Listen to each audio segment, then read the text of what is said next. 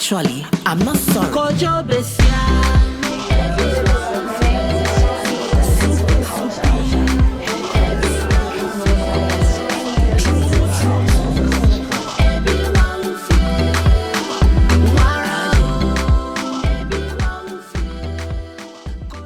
Policy is very necessary in this country. It's literally an undoing of the criminalization of LGBTI rights in the country. My name is Roche and this is For the Culture. Oh no, you're gorgeous. Like this is madness. No, this is good times. My journey actually started at university. I went to the University of Western Cape. So they had a HIV unit and I became a peer educator. But like, of course, the way God or the universe sees me, it's like, no, you can't just teach your fellow humans. There has to be an art element involved in it. So there was like this thing called AIDS Act. And now we were doing theater around HIV. And I'm like, what is this? This is wild. So subsequently after that, I found the gender equity unit on campus as well. And that is where the queer folk hung out. I was like, okay, how am I going to insert myself into this space? And they also had an art component and they called it like artivism, right? But we basically had done a play on, which was called Reclaiming the P Word. P for Puss. So it was an adaptation of Eve Ensler's Vagina Monologue. So I got in there and I started writing poetry for this thing, and then I was in a play and it was like, the gender equity unit was framed as like black radical feminists, you know, like whenever anybody used to introduce themselves, it's like, I'm a black radical feminist, you know, this is my life. And after university, I was just like, oh, now I'm ingrained, like it's who I am. I'm a black radical feminist, you know. But then after that, I did various jobs in publishing and whatever, but always I did things on the side, and I think that's what informed my activism more. I ran poetry gigs in the city, and poets in Cape Town particularly were so entrenched in like being politically aware and having a narrative of defiance. And once I went for a radio interview because I was a poet, I was there as a guest as a poet, and they're like, when they saw me, they're like, don't you want to take over the radio show? And I was like, sure. So I became a radio host in Cape Town for a program called The Salon on Bush Radio. And I had a co-host, one of my best friends, Eugene Matthews, and we hosted the show for about 2 years. It's like The Salon, where you get your views, your gale, and your life. And so we had everybody in studio, you know, a drag queen, a pageant queen, NGOs, people that experience hate crimes, asylum seekers, refugees, you know, the good, the bad, the ugly. It was all encompassing. And for me at that time, I was going through a lot of internal homophobia. But like when I found these folk on a weekly basis, I'm like, I have arrived. These are my people. I am like willing to give voice again to my queerness. I was like very much deep in that activist work every week, you know, just visibilizing the community through this radio show. And we had a fan base. People used to call in, they used to listen. You know, I was then invited to do external things like judge pageants. Like all of a sudden you're like a mini queer celebrity in Cape Town, living La Vida Loca. It was great, you know. And then I enrolled in this course by Triangle Project, which is one of the longest standing NGOs in the country, which is based in Cape Town, and they had a political activist course, and so they brought together queers from all over the country basically, and we did this, you know, this like kind of a weekend containment every 3 months, but it was intense because you're learning about government, you're learning about municipalities, you're learning how things work, you're learning about campaigning, you're learning about how to basically activate things for queer individuals within the political space. And I was, at the end of it, we had to run campaigns, right? And I was the campaign manager for my team. And of course we won because I ran it. But in the interim, what had happened was my friend Jabu, who was also part of the training, she was very vocal about certain issues. And COPE, I don't know if you know the political party, but the Congress of the People, they had actually come. Monsieur Lakota and Deirdre Carter, both of them were MPs at the time, came to the training. Jabu was talking, and then they offered Jabu a job, and Jabu was like, I'm fine where I am. Roche, you should do this job. So I went for the interview at COPE, friends. They employed me, but I think I was hired as a token gay. They were working on something called the Civil Union Amendment Bill, right? So we have the Civil Union Act. So the Civil Union Amendment Act was this piece of legislation that basically stated, by means of conscientious objection, Home Affairs officials can decide whether or not they want to marry same-sex couples. Of course, it's created like a lot of problems in South Africa. It's like Home Affairs is like, you can't get married here, travel. Or they issue, like they just be discriminatory against people, right? And so now, as a queer person who has like this large footprint of being connected to people, not only within the province, but then also nationally, I was able to push for commentary for the bill, to awareness for the bill, etc., and like during my time there, right? And I really made a noise about this in the best way that I could. And so at the end of that, basically election time came up, and they're like, we suggest you start applying for other jobs because things become very difficult politically. So I applied for this position in Pretoria at an NGO called Out LGBTI Wellbeing. I don't think anything could have prepared me for that kind of work. It involved a lot of things: advocacy, policy, legislation, creating safe spaces for people, media visibility, and just generally like driving, political awareness and political change in the country through a collaborative effort with civil society organizations in the country.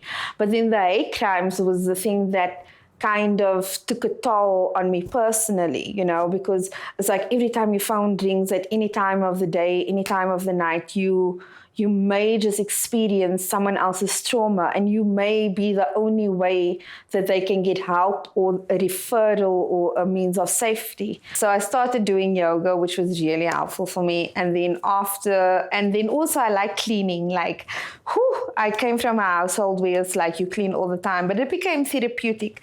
But one of the things that has been imperative in just like staying level-headed is to have a support system or a structure or a contingency of people that will hold you, and I found that I've always had that. Like, I have friends that I debrief with about everything.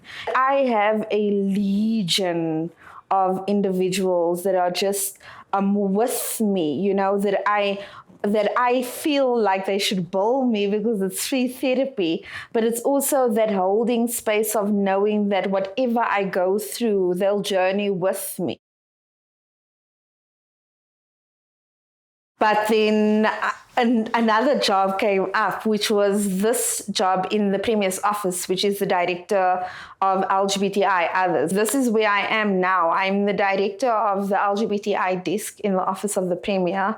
And it's completely different than where I would have expected to be in my entire life. Basically, the Premier's office in general is an oversight body of government departments. So our job is to ensure that within each government department that there is a mainstreaming of, for instance, in my case, LGBTI rights, right? Programmatic activities, but then also LGBTI service delivery, LGBTI visibility, so that in every aspect that they want to, for instance, achieve that exists. We're not just working on the public awareness of LGBTI persons, but also within government itself. So we train government employees in every department, right? It's like, so Kochte, the departments of infrastructure and development sensitization training that deals with, in essence, the acronym, pronouns, hate crimes, legislation, you name it, so that everybody can understand and get on the same page as to what we are trying to achieve. Policy is very necessary in this country. It's literally an undoing of the criminalization of LGBTI rights in the country. We need to have a plan, right? We need to have it in paper, we need to have it cemented, and any individual that then can go back to that policy and say, but like, listen, this is it as the law of the country. This is what I am. That is my human right, you know? So that's beautiful and wonderful. We need it for that reason, right? But then the other part of it is, of course, implementation. And so my difficulty with implementation is that the planning need not surpass, like just exist in the policy and the legislation. The policy and legislation needs to transmit into a very particular plan. What is our plan for this policy and legislation? What are the steps that we are going to take that we ensure that it becomes a realization in people's lives? If with your current powers you could fast track one policy to improve LGBTQ rights, what policy would you fast track? The first would be the Incriminate Speech Bill. This is something that has been dragging in our country for a long time, and people then don't feel that they are accountable when they do homophobic and transphobic things in our country, and this includes hate speech and hate crimes. This will, for instance, ensure that people are very cognizant of the things that they say when perpetuating hate against LGBTI persons. But then also, in terms of hate crimes, it will create a standard of accountability to ensure that when you commit a hate crime, that the sentencing is harsher, that people know that they are going to face the brunt of the law, and that also LGBTI people can be protected. And the wonderful thing about the Incriminate Speech Bill is that if it is enacted, that there is not this component of reactive things, but there's also a preventative side to it to ensure that there's a measure of education that exists before we even get to the point where we have to go to court, where we have to, deal with the criminal justice system. So that's the one. Then the other part of legislation that I would definitely want to change or fast track is Act 49, which is our prescription for legal gender recognition in our country. And this piece of policy is very problematic in our country at the moment, because in order for trans individuals, for instance, to change their sex descriptor or their gender marker, they have to be on hormones. And not everybody wants to be on hormones, right? It's a very tedious process in how you change your gender marker, and for intersex individuals as well. And so for me, that whole policy needs to be re-looked at to ensure bodily autonomy and self-determination within the South African arena. Our systems are very bureaucratic. And so even, with my stint in Parliament, I know how laws are made, how policies are made, all of the steps that you need to go through to even just get to this becomes a part of our constitution. One bill can take 2 years. That's the reality. And then you have other influencing factors like elections and, just maybe a pandemic or all of those things. So these things do take time, number one. Number two, I would definitely say learn from those who have done it before. We are not here to reinvent the wheel. The wonderful thing about queer and LGBTI activism for me is that there is an archival history of how things have been done. It's tough out on the streets, but definitely find a support system as well to ensure that you are held in the work, because it is difficult work. There's a constant debriefing that needs to happen for your own sanity and for your community.